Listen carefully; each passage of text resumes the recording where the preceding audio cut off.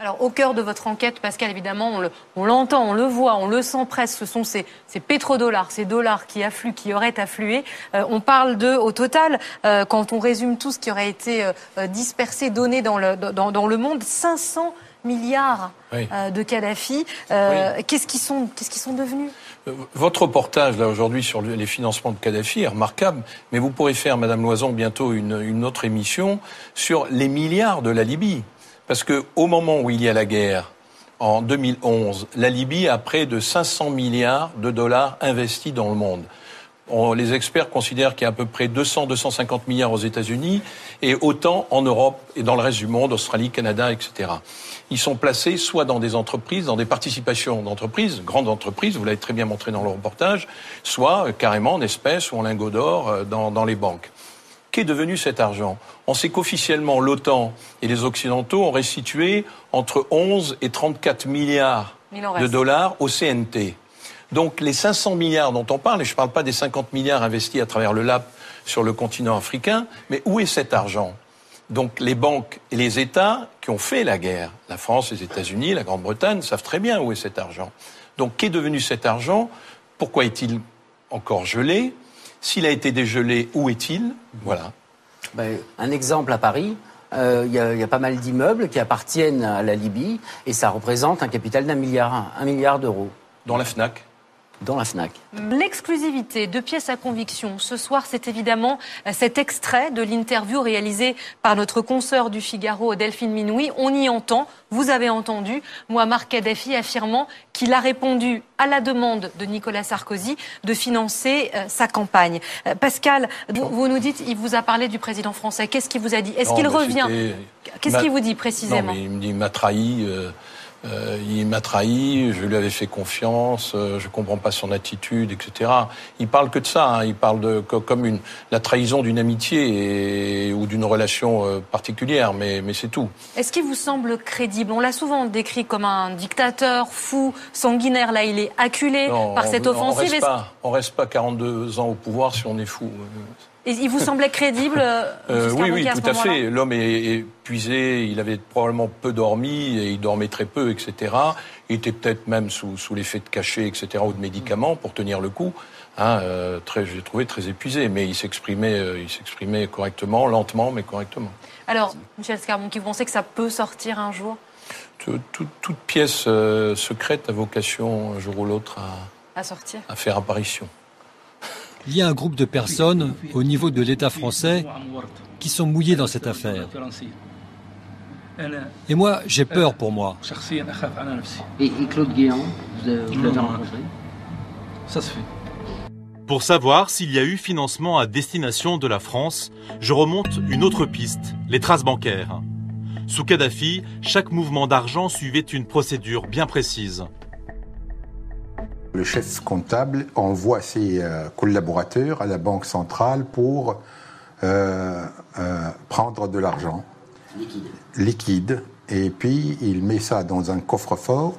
Et puis, dès que des instructions arrivent, soit de la part du guide ou bien de Béchir, etc., donc il prépare la somme dans une enveloppe avec une sorte de bordereau pour la signature. Et le destinataire signe, ou bien son représentant, ou bien le directeur de cabinet lui-même, à savoir Béchir Saleh. Quand il demande de l'argent à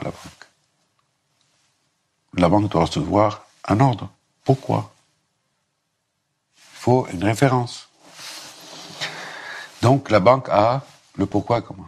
Quand l'argent est retiré en liquide ou autre, ou transfert, il est mentionné les raisons de ce transfert ou ce montant liquide et à qui ils ont donné. C'est là où M. Béchir Saleh avait des documents. Béchir Saleh, L'homme est au cœur des relations franco-libyennes. Il connaît tous les secrets financiers entre Tripoli et Paris. Est-ce pour cette raison qu'il a été le seul homme du clan Kadhafi protégé par la France?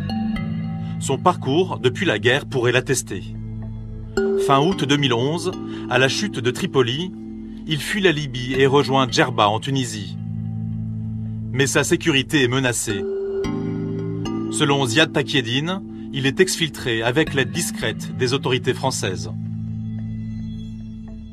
Il a été extirpé du Tunis, où il était, par un avion de Dassault, accompagné de l'ambassadeur de France, M. Boris Boyon. Donc il monte dans l'avion, il le ramène en France, et voilà. L'opération a lieu en novembre 2011. Pendant plusieurs mois, l'ex-directeur de cabinet de Kadhafi va vivre en toute tranquillité dans la capitale. Grâce à un contact, j'ai retrouvé sa résidence parisienne. Pas vraiment une cache, mais un confortable appartement de 300 mètres carrés, avenue Foch. 4 mois après son arrivée en France, le 15 mars 2012, Interpol diffuse un avis de recherche international contre Béchir Saleh. À la demande de la Libye, l'homme doit être arrêté partout dans le monde pour trahison et détournement de fonds. Les autorités françaises ne peuvent ignorer la présence du Libyen en France. Pourtant, personne ne donne l'ordre de l'arrêter. C'est une photo qui va troubler sa retraite. Le fugitif est aperçu à Paris déambulant tranquillement, près du boulevard Saint-Germain. Il y a une photo alors qu'on sait que ce monsieur était quand même recherché par les autorités libyennes. Et il était en fait en France. Mais vous pouvez être recherché par qui vous voulez. À partir du moment où les autorités françaises vous laissent tranquille, où est le problème? Donc elle l'a protégé, quoi. Oui, on peut considérer ça comme ça. Mais s'il a rendu des services à nos services et à nos autorités, pourquoi voulez-vous qu'on ne le protège pas? Quand même, c'est la moindre des choses. Mais parce que c'était le facteur de Guéant et Ziad Takieddine auprès de Kadhafi. Un facteur, c'est important, qui porte les plis au guide. Et il savait des choses, pour ça. Le lendemain de la publication de la photo, le trésorier de Kadhafi parvient à quitter discrètement la France. Il est vrai qu'il a sa vie en danger. Sa vie est en danger. Béchir Saleh est aujourd'hui protégé par l'Afrique du Sud, dont Kadhafi a largement financé les responsables politiques. Depuis le 19 avril 2013, la justice française enquête sur les accusations de financement occulte de la campagne de 2007. Le 9 janvier dernier, à Paris, l'ancienne chef des Amazones, Zora Mansour, a été interrogée pendant 8 heures par le juge en charge de cette enquête.